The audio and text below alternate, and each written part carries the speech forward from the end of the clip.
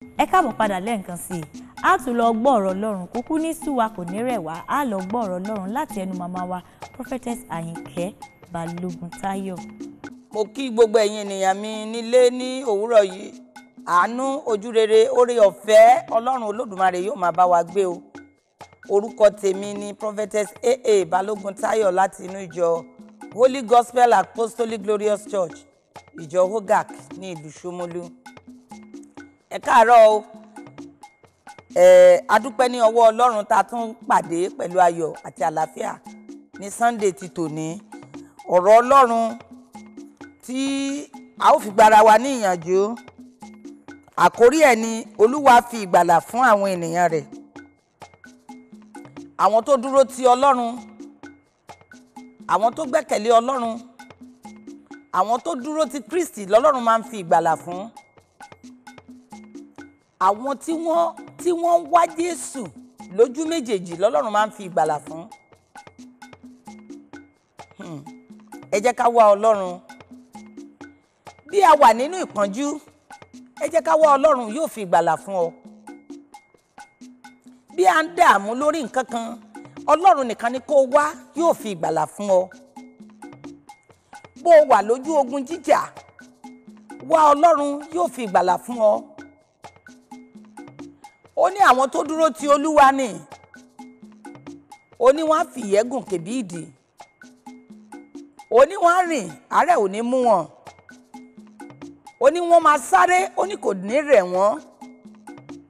Ọlọ́run nìkan ló lè ṣe o. Kó máa sáré kó má rẹ̀ ọ́, Ọlọ́run ló lè ṣe, ènìyàn ò lè ṣe. Nítorí náà àwọn tó dúró tì nìkan ló máa ń fi ìgbàlà fún. Á dẹ̀ máa tọ́jú wọn torí òun ni olùtọ́jú wa. Kí ló ń dà ẹ́ láàmú? Ìrìn àjò wo ló sú ọ? Tó ń wo pé ta ni mo dẹ̀ tún fẹ́ sọ fún? Orin kan ní àárẹ̀ mú ọ, ọkàn rẹ pòrúurú, sọ fún Jésù, sọ fún Jésù, òun lọ́rẹ́ tó dájú, kò tún ṣọ̀rẹ́ tàbí èkánbí rẹ, sọ fún Jésù nìkan. Jésù nìkan ló lè sọ fún. Òun ni ò ní ṣe yẹ̀yẹ́, òun ni ò ní dá ọ̀rọ̀ ẹ sílẹ̀ tó bá lọ. Tó o bá ní ẹnìkan tó o rò pé ènìyàn ni, ṣé o ti gbàgbọ́ pé amọ̀ la fi mọ́? Ògiri lásán ni adẹ̀kúnlẹ̀ fún. Á dá ọ̀rọ̀ ẹ sílẹ̀ o, á sọ. Àwọn tó o fún lóúnjẹ jẹ lénìí, bó di lọ́la bó o fún wọn, wọ́n á dá ọ̀rọ̀ ẹ sílẹ̀, wọ́n á kẹ̀gàn ẹ. Ènìyàn ni o, kì í ṣe Ọlọ́run o. Jésù nìkan, òun lọ̀rẹ́ òtítọ́, òun ni kì í dání. Ohun tó fẹ́ ṣe yẹn sọ fún Jésù. Òun nìkan, ẹni tí à ń sọ yìí nìkan ló lè fi ìgbàlà fún ènìyàn. Olúwa nìkan ló ń fi ìgbàlà fún àwọn ènìyàn rẹ̀, kì í ṣe ènìyàn bí ẹ̀dá bí ẹlẹ́gbẹ́. Ọlọ́run lè rán ènìyàn sí ọ ní tòótọ́, ṣùgbọ́n fún àkókò kan ni. Ẹni tí Ọlọ́run wá rán sí ẹ yìí, àdúrà pàápàá ni ìwọ gangan ló máa fi ràn lọ́wọ́, ló máa gbàdúrà fún wípé Olúwa lágbájá yìí o, ènìyàn ni lágbájá o, Jèhófà bá mi kó wọnú ẹ̀. Àdúrà ni kó máa gbà. Òun nìkan lọ̀rẹ́ tó dájú, á dẹ̀ fi ìyè àti agbára sínú ẹ̀ tó o bá ń gbàdúrà fún, tí ò ní lè padà fi dà ọ́. Ó lè jẹ́ àkókò yẹn ló fẹ́ mì báyìí tàbí láti yí ìṣẹ́. Ọlọ́run nìkan ló máa mú ènìyàn dúró. Ọlọ́run nìkan òun ló máa ń ṣe ìgbàlà. Nítorí náà nínú Kristi nìkan ni kó dúró, níbẹ̀ ni agbára wà. Òun nìkan lọ̀rẹ́ tó dájú, kì í ṣe ẹnìkan.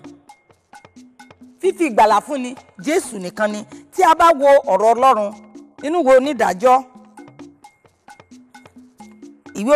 ìwé Onídàájọ́ orí 15, tí a bá wò ó láti ẹsẹ̀ 14 nígbà tí ó dé Léhì, à ń sọ̀rọ̀ nípa Sámsíónì níbẹ̀. Nígbà tí ó dé Léhì, àwọn Fìlístínì hó bò ó, ẹ̀mí Olúwa sì bà lé. Okùn tí ó wà ní apá rẹ̀ ó sì dàbí okùn ọ̀gbọ̀ tí ó ti jóná, ìdè rẹ̀ sì tú kúrò ní ọwọ́ rẹ̀. Ó sì rí párí ẹ̀rẹ̀kẹ́ kẹ́tẹ́kẹ́tẹ́ tuntun kan, ó sì na ọwọ́ rẹ̀, ó sì mú un, ó sì fi pa ẹgbẹgbẹ̀rún ọkùnrin. Tí a bá wo nǹkan tó ń ṣẹlẹ̀ níbẹ̀ yẹn, Olúwa ló ṣiṣẹ́ àmì àti iṣẹ́ ìyanu, torí okùn tá fi dè Sámsíónì kò mọ bó ṣe tú, Ọlọ́run fúnra ara rẹ̀ ló tú. Párí ẹ̀rẹ̀kẹ́ tí à ń sọ yìí ṣebí egungun lásán ni, egungun ẹ̀rẹ̀kẹ́ kẹ́tẹ́kẹ́tẹ́ kì í ṣodidi orí náà pé apá kan ènìyàn dẹ̀ wá fi pa ẹgbẹgbẹ̀rún ọkùnrin. Ṣé ènìyàn ni àbí Ọlọ́run? Ọlọ́run ni, òun ló ń fi agbára fún àwọn ènìyàn rẹ̀. Ó pa ẹgbẹgbẹ̀rún nínú àwọn ọkùnrin. Sámsónì sì wí pé párí ẹ̀rẹ̀kẹ́ kan òkìtì lórí òkìtì, àní párí ẹ̀rẹ̀kẹ́ kẹ́tẹ́kẹ́tẹ́ kan ni ó pa ẹgbẹ̀rún ọkùnrin. Ọlọ́run fún Sámsónì ní agbára kún agbára. Ọlọ́run nìkan ló máa ń ṣe gbogbo orú nǹkan báyìí. Bó bá dáa fún ẹ, bí nǹkan ẹ ń da, mọ̀ wípé Ọlọ́run ni. Ènìyàn tó dúró tiẹ̀ láti bá tiẹ̀ yẹn jẹ́ tó dáa yẹn kó fi tún tiẹ̀ ṣe. Bó o bá lè gbàdúrà á succeed o, àfi tó o bá lè gbàdúrà nìkan. Tó o bá lè gbàdúrà á bàjẹ́, á fi tún tiẹ̀ ṣe. Alóhùn náà fẹ́ gùnkè. Ọ̀pọ̀lọpọ̀ ni ò kọ̀ wípé ẹni tó dáa fún kó bàjẹ́ fún kóun náà fi tún tiẹ̀ ṣe. Ṣùgbọ́n ẹnikẹ́ni tí Ọlọ́run bá fún ní ògo àtọlá, ẹ má jẹ́ kó sinmi láti máa gbàdúrà, láti máa tẹ̀síwájú. Àìdúró òun náà níjó. Ẹ jẹ́ ká ka ọ̀rọ̀ Ọlọ́run yìí síwájú díẹ̀ sí i. Sámsónì sì wí pé nígbà tí ó sì pa ẹgbẹgbẹ̀rún ọkùnrin. Nígbà tí ó rí pé nígbà tí ó parí ọ̀rọ̀ rẹ̀ tán, ó sọ párí ẹ̀rẹ̀kẹ́ náà nù, ó sì pe ibẹ̀ ní Ramati-Lehi. Ó pe ibẹ̀ ní Ramati-Lehi. Òǹgbẹ sì ń gbẹ gidigidi. Ó sì ké pe Olúwa. Ó wí pé ìwọ ni ìgbàlà, ìwọ ṣe ìgbàlà ńlá yìí. Ìwọ fi ìgbàlà ńlá yìí lé ọmọ ọ̀dọ̀ rẹ lọ́wọ́ nísinsìnyí. Èmi ò sì kú nítorí òǹgbẹ, èmi ò sì bọ́ sí ọwọ́ àwọn aláìkọlà. Ṣùgbọ́n Ọlọ́run sì la ibi kòtò kan tí ó wà ní ẹ̀yìn Léhì. Níbẹ̀ ni omi sun jáde.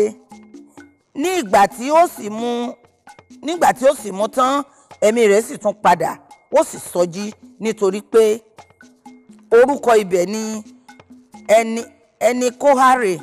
Ó sì wà ní Léhì títí ó fi di òní olónìí. Mo fẹ́ kí ẹ̀yin olùgbọ́ ọ̀rọ̀ Ọlọ́run kí ẹ lọ ka ìwé yẹn dáadáa, ó máa yé yín dáadáa. Párí ẹ̀rẹ̀kẹ́ tí Sámsónì rí yìí, agbára tí Ọlọ́run fi síbẹ̀ dé nìyẹn láti lò àti láti fi ṣẹ́gun àwọn Fílístínì. Ó ṣẹ́gun àwọn Fílístínì náà, àárẹ̀ dé gẹ́gẹ́ bí orin tí mo kọ lẹ́ẹ̀kan. Àárẹ̀ mú ọkàn rẹ̀ pòrúurú. Ọkàn Sámsónì ti pòrúurú. Kò pé èèyàn méjì mọ́. Ó sọ fún Jésù, sọ fún Jésù, sọ fún Jésù, òun lọ́rẹ́ tó dájú. Kò tún sọ̀rẹ́ tàbí èkánbí rẹ̀, sọ fún Jésù nìkan. Ó wá sọ fún Jésù wípé ìwọ Olúwa ló mú ṣẹ́gun àwọn Fílístínì aláìkọlà yìí. Ṣé nígbà tí òǹgbẹ wá ń gbẹ mí yìí, wàá wá fi mí lé wọn lọ́wọ́? Ṣé màá kú nítorí òǹgbẹ? Nítorí pé ohun tó gbé ẹ̀dá àti ohun gbogbo tí Ọlọ́run dá dúró nìyẹn, òun ni omi. Ọlọ́run wá fúnra ara rẹ̀ wá kòtò. Ó fi ìsun yẹn ó fi hàn Sámsónì. Sámsónì mu omi, nítorí pé láìsí omi ènìyàn á kú, ẹranko á kú, ewébẹ̀ á kú, ilẹ̀ á ṣá. Ó sì mu omi. Bíbélì wípé ọkàn rẹ̀ sì padà sọjí. ìwọ tí ọkàn rẹ ń kú lọ bó ti ń gbóhùn Ọlọ́run lónìí, mo fẹ́ kí ọkàn rẹ kó sọjí lọ sí ọ̀dọ̀ Kristi. Ohun tó ń jẹ́ kí ọkàn rẹ kú lọ yẹn, lọ sọ fún Jésù Kristi olùgbàlà. Òun nìkan ló máa bẹ́ẹ̀ ṣe. Á dá sí ọ̀rọ̀ rẹ, ọkàn rẹ á sọjí. Gbogbo ohun tó kú lọ á padà jí dìde. Gbogbo ohun tó ń da ọkàn rẹ láàmú, Ọlọ́run máa padà fi lé ọ lọ́wọ́, nítorí pé òun nìkan ni Ọlọ́run. Kò yí padà. Ọlọ́run tí kì í yí padà ni, kò sì ní yí padà títí láéláé. Gbogbo ipá àti agbára ọwọ́ Kristi nìkan ló wà. Agbára ò sí lọ́wọ́ ẹnìkan nínú ayé yìí. Bẹ́ẹ̀ nìkan bá wà ní ipò kan, Ọlọ́run tó ń ṣe lọ tí ò sábùkù, ọjọ́ tó bá ti wá lọ kọsẹ̀ níwájú Ọlọ́run, àbùkù dé, ẹ̀tẹ́ dé.